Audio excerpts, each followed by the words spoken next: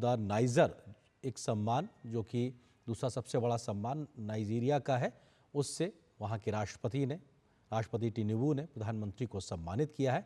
ये तस्वीरें नाइजीरिया के ओर से प्रधानमंत्री नरेंद्र मोदी को सम्मानित किए जाने के समय की हैं और प्रधानमंत्री ने इस सम्मान को देश के 140 करोड़ भारतीयों के सम्मान के तौर पर बताया है। और ये बेहद महत्वपूर्ण नाइजीरिया के द्वारा जब प्रधानमंत्री नरेंद्र मोदी को सम्मानित किया गया है इस सम्मान से, और the grand commander of the order of the niger सम्मान से एक सर्वोच्च सम्मान के तौर पर, एक बेहद प्रतिष्ठित सम्मान के तौर पर इससे पहले 1969 में क्वीन एलिजाबेथ को सम्मानित किया गया था। उसके बाद से प्रधानमंत्री नरेंद्र मोदी ही एक ऐसे नेता हैं जिनको इस सम्मान से सम्मानित किया गया है। तो अपने आप में दिखाता है कि एक वैश्विक नेता के तौर पर प्रधानमंत्री नरेंद्र मोदी की मौजूदगी, स्वीकार्यता लगातार बढ़ती हुई, और ये 17वां एक ऐसा अंतर्राष्ट्रीय पुरस्कार है, एक सर्वोच्च पुरस्कार के तौर पर तमाम देशों के द्वारा जो कि प्रधानमंत्री को दिया गया है। इससे पहले 16 अन्य ऐसे पुरस्कारों से प्रधानमंत्री नरेंद्र मोदी को दुनिया के अलग अलग देशों के द्वारा नवाजा जा चुका है। और नाइजीरिया के द्वारा the grand commander of the order of the niger सम्मान से प्रधानमंत्री नरेंद्र मोदी को सम्मानित किया गया। प्रधानमंत्री के नाइजीरिया पहुंचने पर ही इस सम्मान को देने की घोषणा की गई थी, और इस घोषणा के साथ ही एक तरीके से भारत और नाइजीरिया के संबंधों में एक नई ऊंचाई देखने को मिली और प्रधानमंत्री नरेंद्र मोदी के दोनों देशों के बीच के संबंधों को व्यक्तिगत तौर से आगे बढ़ाने पर उनकी कोशिश को एक तरीके से देखा जा सकता है।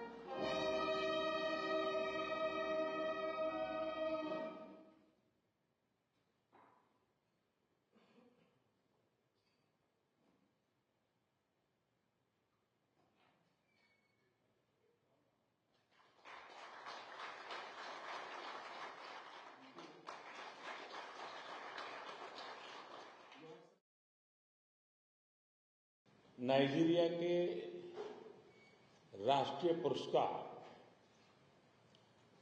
Grand commander of the order of the niger से सम्मानित किए जाने पर मैं आपका, नाइजीरिया की सरकार और लोगों का हृदय से आभार व्यक्त करता हूं। मैं इस सम्मान को विनम्रता और आदर भाव से स्वीकार करता हूं और इस सम्मान को 140 करोड़ भारतवासियों और भारत नाइजीरिया की गहरी मित्रता को समर्पित करता हूं। यह सम्मान हमें भारत और नाइजीरिया के बीच स्ट्रैटेजिक पार्टनरशिप को नई ऊंचाई पर ले जाने के लिए प्रेरित करता रहेगा। फ्रेंड्स, भारत और नाइजीरिया के संबंध आपसी सहयोग, सद्भाव और परस्पर सम्मान पर आधारित है। दो वाइब्रेंट डेमोक्रेसीज और डायनेमिक इकोनॉमीज के ग्रुप में हम मिलकर दोनों देशों के लोगों की भलाई के लिए काम करते रहे हैं। दोनों देशों में सामाजिक और सांस्कृतिक विविधता हमारी पहचान है, हमारी ताकत है।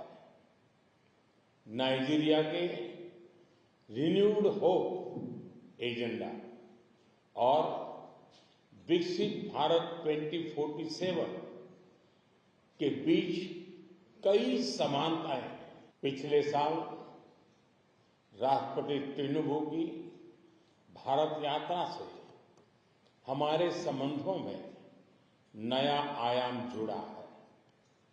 आज अपने आपसी सहयोग को और अधिक सुदृढ़ और व्यापक बनाने पर विस्तार से चर्चा की। अर्थव्यवस्था, ऊर्जा, कृषि, सुरक्षा, fintech, small and medium scale enterprises और सांस्कृतिक क्षेत्रों में नई संभावनाओं की पहचान की है।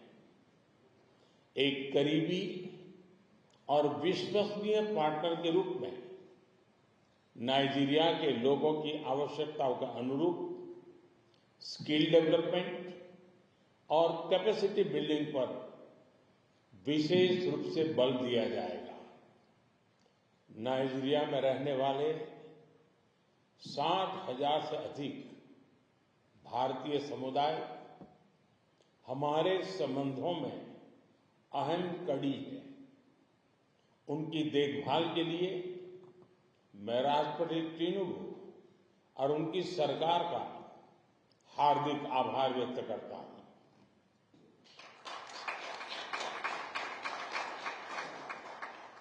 फ्रेंड्स, अफ्रीका में नाइजीरिया की बहुत बड़ी और सकारात्मक भूमिका रही है और अफ्रीका के साथ करीबी सहयोग भारत की उच्च प्राथमिकता रहा है।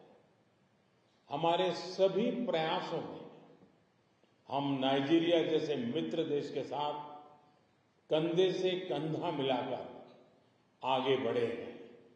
भारत और नाइजीरिया भी मिलकर दोनों देशों के लोगों और पूरे अफ्रीका महाद्वीप की समृद्धि के लिए मिलकर आगे बढ़ेंगे। हम करीबी समन्वय के साथ काम करते हुए ग्लोबल साउथ के हितों और प्राथमिकताओं को महत्व देंगे।